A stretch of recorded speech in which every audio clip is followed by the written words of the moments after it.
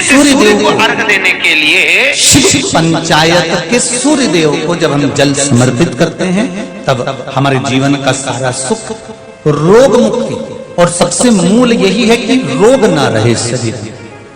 और एक बात और कही है, अगर कोई बड़ी बीमारी है, कोई बात आपको शंकर भगवान से कहना है, तो रविवार के दिन जब सूर्य को अर्घ देंगे तो वही कलश रख देंगे अर्घ दिया हुआ, फिर उसको आपको धोना नहीं है। दूसरे दिन सोमवार का दिन पड़ेगा, फिर जल भर लो उसी कलश में। सूर्य नारायण को अर्घ देकर वही कलश से वापिस जल भरकर शंकर जी के मंदिर में ले जाकर जल को चढ़ाना प्रारंभ कर दीजिए। आपको स्वयं बड़ी रोग, बड़ी बीमारी में भी आराम लगना प्रारंभ हो जाएगा। आप कहो बच्चा पढ़ाई के लिए जा रहा हो, परीक्षा में पास होना है, सीए की पढ़ाई बैठ रहा हो या इंजीनियर की पढ़ाई कर रहा हो या कोई सेमेस्टर निकालना हो, नहीं निकल रहा, तो 21 दाने पीले चंदन के करके उसको पानी के कलश में डालकर सूर्य को अर्घ दिलाकर बच्चे को परीक्षा देने भेज दो। जिंदगी में फेल नहीं हो सकता, पास होकर ही आएगा, अच्छे नंबर से होगा।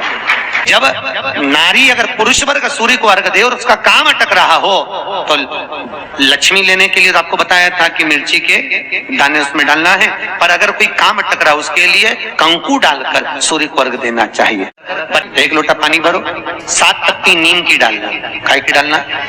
नीम, कड़वी नीम, मीठी नीम नहीं, कड़वी नीम। 7 पत्ती नीम की डाल लो और 7 उसमें बेलपत्र डाल लो। जिस व्यक्ति का ब्लड प्रेशर हाई हो, लो हो, उसके कमरे में उसको प्लेट से ढककर रख दीजिए। सुबह स्नान कर कर वही व्यक्ति जिसका ब्लड प्रेशर ऊंचा नीचा होता है उसको शिव जी को समर्पित करना। शिव को चढ़ाकर उसी का पानी 7 बार उसी स्थान पर ग्रहण कर लेना। व्यक्ति का ब्लड प्रेशर बराबर हो जाता है। एक दिन नियम से कर रहे हो तो 15 दिन कर लो, उसमें बराबर, फिर कभी जिंदगी में ब्लड प्रेशर की बीमारी चली ही जाती है, कोई दिक्कत नहीं है। भगवान को सूर्य अस्त के बाद जल नहीं चढ़ाया जाता मंदिर के अंदर।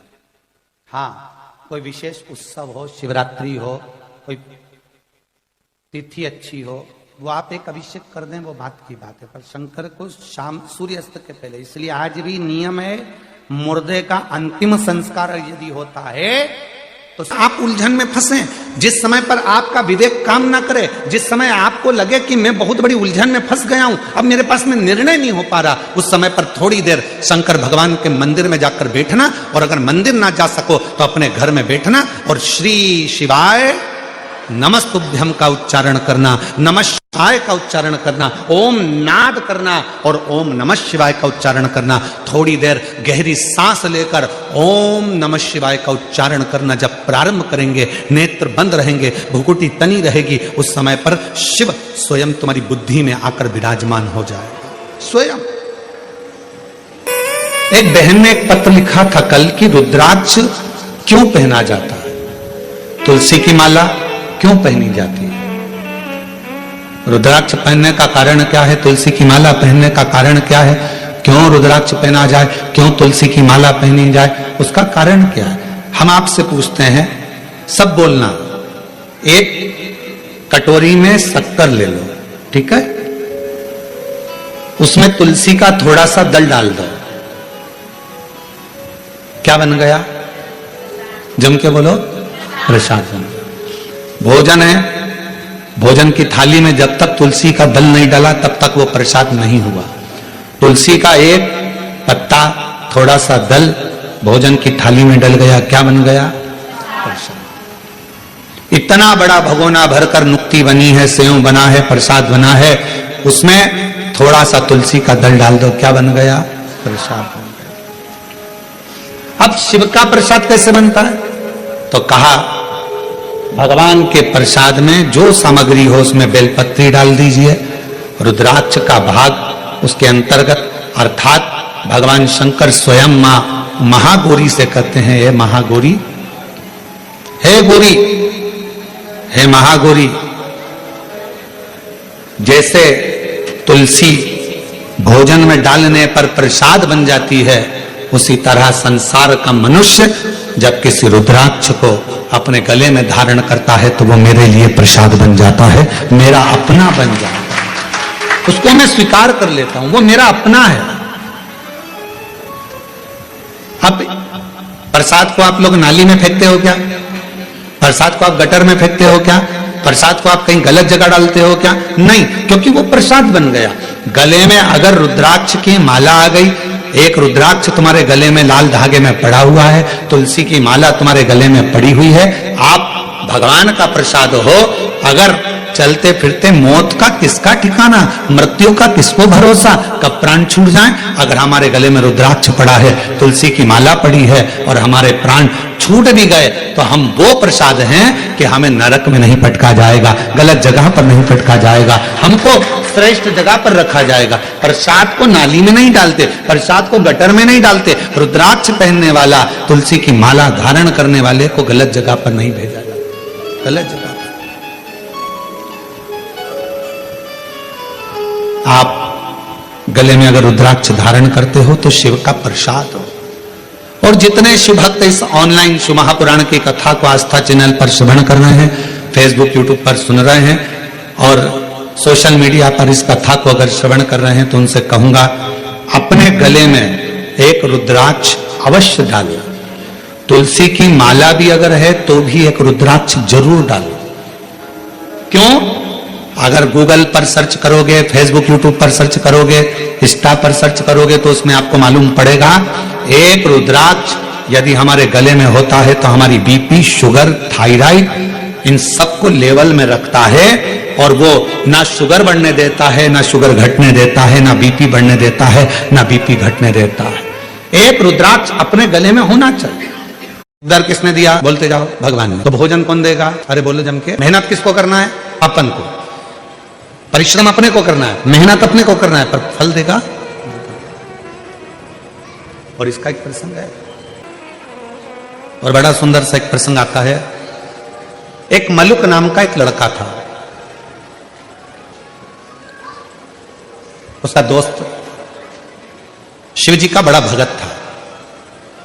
शंकर भगवान के मंदिर में वो रोज जाता, रोज जल चढ़ाता, शिव जी की आराधना करता, साधना करता, भजन करता, और ये दिन रात उस पर कटाक्ष करता, दिन भर उस पर तर्क करता। श्री शिवाय नमस्तुभ्यम। शिव जी की ऐसे निर्मल कथा सुनने के लिए चैनल को सब्सक्राइब करें। एक दिन मलुक ने अपने दोस्तों को रोक लिया। कहां जा रहा है? कि मंदिर जा रहा हूं। अरे थोड़ा काम धंधा कर ले, या जा जरा काम धंधा कर। ये शंकर भगवान को नहलाने से, लोटा भर के जल चढ़ाने से कोई शंकर जी कुछ थोड़ी ना दे देगा। काम नहीं करेगा तो क्या शंकर जी खाने को दे देगा? लड़ाई हो गई मलुक की और उसके दोस्त की। नहीं करूंगा काम तो भी मेरा भोलेनाथ खाने को देगा। मलुक ने कहा अगर तेरा भोलेनाथ काम नहीं करूं और खाने को दे तो मैं भी चल करने को तैयार हूं। एक परीक्षा करूंगा, वन में जाकर बैठ जाऊंगा, देखूं तेरा भोलेनाथ मुझे खाने को देता है कि नहीं देता। अगर मेरे शंकर भगवान ने तुझे खाने को दे दिया तो काम मैं रोज एक लोटा जल चढ़ाने के लिए शंकर जी के मंदिर में जाऊंगा। और अगर तेरे शंकर भगवान ने मुझे खाने को नहीं दिया तो काम मैं मंदिर जाना छोड़ दूंगा, लोटा भर जल चढ़ाना छोड़ दूंगा। दोनों में झगड़ा हो गया, दोनों में लड़ाई हो गई। अब दोनों में झगड़ा हो गया और जो मलुक था वो लड़ झगड़ के जंगल में चले गया। जंगल में जाकर उसने विचार करा, जंगल में रहूंगा और कोई मुझे भोजन देकर चले गया तो एक काम करता हूं, ये पीपल के पेड़ पे चढ़ के बैठ जाता हूं। कोई आएगा भी नहीं, भोजन देगा भी नहीं, और भोजन नहीं मिलेगा तो मेरा दोस्त मंदिर जाना छोड़ देगा और मेरा झंझट मिट जाएगा, फिर मेरे साथ घूमेगा, एंजॉय करेगा। ठीक है, पेड़ पे चढ़ गया। इसका दोस्त गया शंकर जी के मंदिर में जल चढ़ाकर बोला, भोले बाबा वो मलुक गया है, उसमें अक्ल नहीं है, परीक्षा लेने गया है आपकी कि भोलेनाथ खाने को देगा क्या? बाबा उसका पेट भर देना बेचारे का, भूखा रहेगा। जल चढ़ाया, और जैसे जल चढ़ाया शंकर भगवान को और दोस्त घर पर आया, आने के बाद तुरंत आज शिवजी ने जो लीला करी वो देखिए। शंकर भगवान ने ऐसी लीला कर दी कि एक गाय चराने वाला कपड़े में 4 रोटी बांधकर उसमें थोड़ा सा अचार और कांदा रखकर लाया और विचार करने लगा मुझे गाय यहीं पर चराना है, मेरी रोटी कहीं दूसरा ना खा जाए, इसलिए इसको पीपल के पेड़ पर टांग देता। रोटी टांग दी पीपल के पेड़ पर। मलुक ने विचार करा इसका शंकर भगवान तो गजब का है रे, रोटी ऊपर दे दी पीपल के पेड़ पर वो तो कह रहा था कि भगवान खिला कर जाता है, नहीं खाऊंगा, रोटी टंगी है, खा नहीं रहा। अब थोड़ा बहुत तो हाथ पर खुद भी हिलाओ जी, खाने को तैयार नहीं। इसका दोस्त शाम के समय भगवान के मंदिर में जाकर, बाबा भोलेनाथ मेरा दोस्त भूखा होगा, उसको खाना खिला देना। शंकर भगवान ने डमरू का नाद करा, 4-6 डाकू घोड़े पे बैठकर धड़ धड़ धड़ धड़ आ गए पीपल के पेड़ के नीचे। जैसे ही थोड़ी देर उन डाकुओं ने आराम करा, उसमें से एक थोड़ा सा विश्राम करा। उसने कहा, सरदार बहुत भूख लग रही है, कहीं से मां जगत जननी जगदम्बा खाना दे दे तो पेट भरा जाए। इतने में दूसरा बोला, अरे देखो पेड़ के ऊपर रोटी टंगी है, जल्दी उतारो खाते हैं। और जो पेड़ पे से रोटी उठाई और सबने मिलाकर खाने ही वाले थे। इतने में दूसरा बोला, एक भी रोटी मत खाना, ऊपर पुलिस वाला बैठा है, जरूर रोटियों में नींद की गोली मिलाई होगी और पकड़ा जाएंगे तो जूते खाएंगे, इसलिए ले जाकर ये बंद कर देगा, कारागार में डाल देगा, एक रोटी मत खाना। और सबने कहा करें क्या? सरदार ने कहा, इसको नीचे उतारो। ये अपने को मूर्ख समझ रहा, नीचे उतारो, इसको नीचे उतारा, पेड़ से बांध दो, पेड़ से बांध दिया। सरदार क्या करें? सरदार बोला, ये अपने को मूर्ख समझता है, नींद की गोली मिली, रोटी हमको खिला रहा है, एक काम करो, इसकी रोटी इसी को खिलाओ। अब उसकी रोटी, अब वो समझा भगवान आएंगे खिलाने, उसको क्या मालूम था डाकू बन के आ गए। ले रोटी खाओ के, नहीं खाऊंगा। सरदार रोटी नहीं खा रहा। सरदार ने कहा, मार मार के खिलाओ। दो ने इधर से दिया, दो ने उधर से दिया, मुंह में रोटी ठूस है, फिर मारे, फिर रोटी, फिर मारे, फिर रोटी, लाल नीला पीला कर कर रोटी खिलाकर और पूरे रस्सी खोल दी और डाकू चले गए। ये शाम को पिटा पिटाया, दुचाया। श्री शिवाय नमस्तुभ्यम। शिव भक्ति से जुड़े रहने के लिए चैनल को सब्सक्राइब करें। रस्ते में से लंगड़ाता जा रहा था, इसका दोस्त मंदिर से आ रहा था। उसने पूछा, क्यों भोलेनाथ जी मिले थे? इतने में मलुक बोला, तेरा भोलानाथ नहीं खाओ तो मारता भी था, नहीं खाओ तो मारता। तब मलुक ने, वो मलुक नहीं रहे, तब वो मलुक दास बन गए और उन्होंने पद लिखा, अजगर करे ना चाकरी, पंछी करे ना काज, दास मलु का कह गए सबके दाता राम। कोई कुछ ना करे तो भी वो पेट भर कर जाता है, वो मेरा देव अधिदेव महादेव, वो शिव, वो मेरा राम, वो मेरा कृष्ण, वो मेरा शंकर, वो मेरा दत्त, वो